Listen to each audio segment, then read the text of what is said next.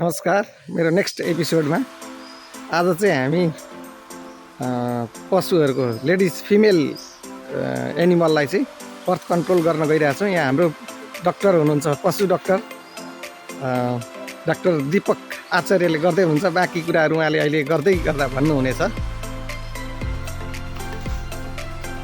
यसको प्रोसेसहरू के भन्छ? यो प्रोसेसलाई चाहिँ स्पेरिङ भन्छ। फिमेललाई अब दुईवटा तरिकाले गरिन्छ। एउटा मिड लाइनबाट, अर्को ट्याङ्कबाट हामीले मिड लाइन एप्रोच गर्छौँ। आज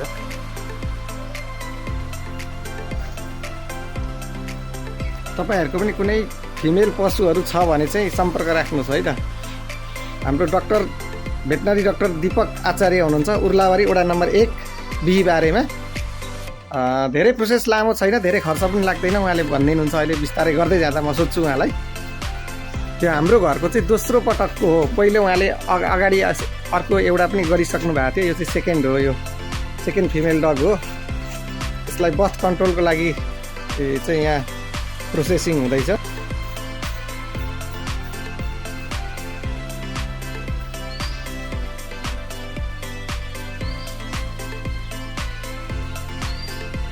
विदेशी भ्लगरको पनि त्यहाँ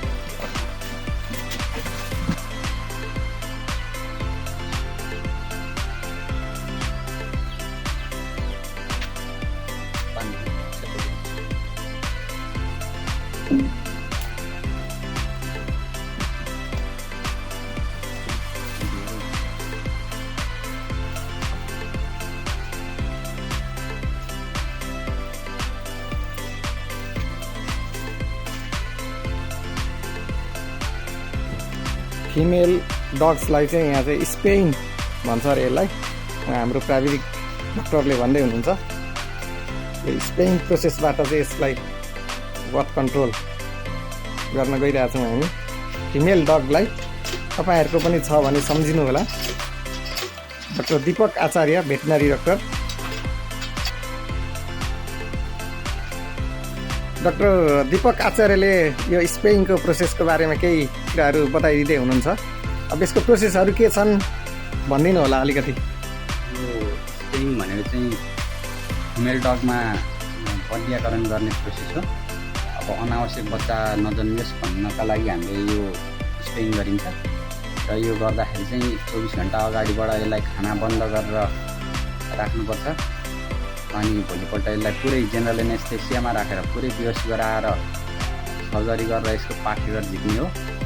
पाठेघर सँगसँगै यसको जुन डिम्ब निक्लिने अङ्ग हुन्छ त्यो पनि निकालेर फालिन्छ। हजुर। जसले गर्दाखेरि चाहिँ यसले भालेप्रतिको चाहना पनि देखाउँदैन। हजुर। त्यो हुँदाखेरि चाहिँ यसलाई अब अनावश्यक बच्चा रोक्नका साथसाथै विभिन्न खालका जुन यसको स्वास्थ्यमा समस्या आउँछ त्यो पनि कन्ट्रोल गर्न सकिन्छ। जस्तो यसमा चाहिँ अब एउटा पायोमेट्रा भन्ने हुन्छ, पाठेघरमा चाहिँ पिप जम्ने समस्या। त्यो पनि अब पाठेघर निकालिसकेपछि त्यो समस्या हल हुन्छ। सँगसँगै अब विभिन्न यो ट्युमरहरू यसको जेनाइटल अर्गनमा, यसको यो प्राइभेट पार्टमा चाहिँ जुन ट्युमरहरू हुन्छ त्यसको लागि पनि कन्ट्रोल हुन्छ। र अर्को भनेको चाहिँ हर्मोनल इम्ब्यालेन्स भएर जुन ब्रेस्ट क्यान्सर हुन्छ यिनीहरूको पनि ह्युमनको जस्तै यो क्यान्सरहरू हुन्छ। हजुर। दुधको वरिपरि, दुधको छेउछाउमा क्यान्सर हुन्छ, त्यसको लागि पनि हामीले कन्ट्रोल गर्न सकिन्छ। अनि यसको के यो यसले वेट गेन गर्ने ओर्ने कुराहरू के छन् यसका? जेनरली वेट गेन यसले अवश्य पनि गर्छ जबकि यसको स्रोत अन्ततिर जाँदैन। जस्तो भालेमा कुद्ने बच्चा भएपछि बच्चाले दुध चुस्ने गरेपछि यो कमजोर हुन्थ्यो भने अब बच्चा नभइसकेपछि भनेको चाहिँ यसको चाहिँ मोटाउने र अलिक एग्रेसिभनेस पनि अलिक कम हुने हुन्छ। हुन्छ, हस् त, धन्यवाद। हाम्रो चाहिँ प्राइभेट क्लिनिक नभएको हुँदाखेरि चाहिँ यो घरायसीमा यो हामीले इन्तजाम यसरी गर्नु परेको हो होइन। अब यसको अलिकति क्लिनिकमा व्यवस्थित हुन्छ, बेड हुन्छ, त्यहाँनिर चाहिँ अलिक सुविधा सम्पन्न हुन्छ। त्यसमा चाहिँ अब यो चाहिँ घरेलु भएको हुनाले यो चाहिँ अलिक अव्यवस्थित देखिएको छ।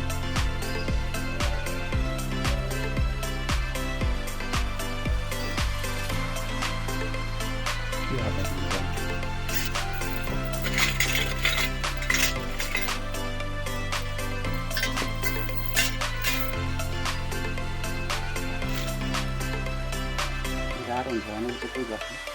ठिक छ।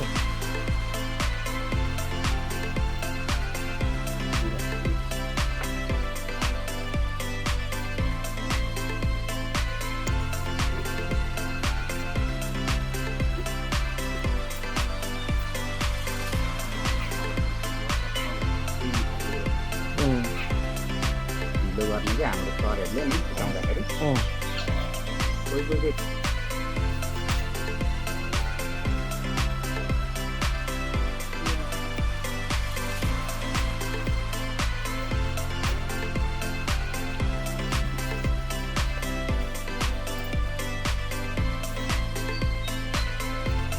ल यसको फाइनल्ली स्पेइङको कार्यक्रम सकिएको छ।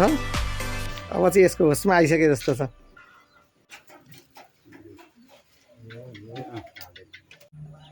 आज चाहिँ मैले हाम्रो फिमेल डगको स्पेइङको बारेमा बनाएको थिएँ भिडियो। कस्तो लाग्छ तपाईँहरूलाई प्रतिक्रिया दिनुहोला। मेरो त्यसै गरी मेरो युट्युब च्यानल छ आशिष सुवेदी, टिकटक आइडी आशिष2 र फेसबुक सुवेदी आशिषलाई लाइक सब्सक्राइब र सेयर गरिदिनु हुन अनुरोध गर्दछु। हस् त आजलाई यति नै। नमस्कार, धन्यवाद।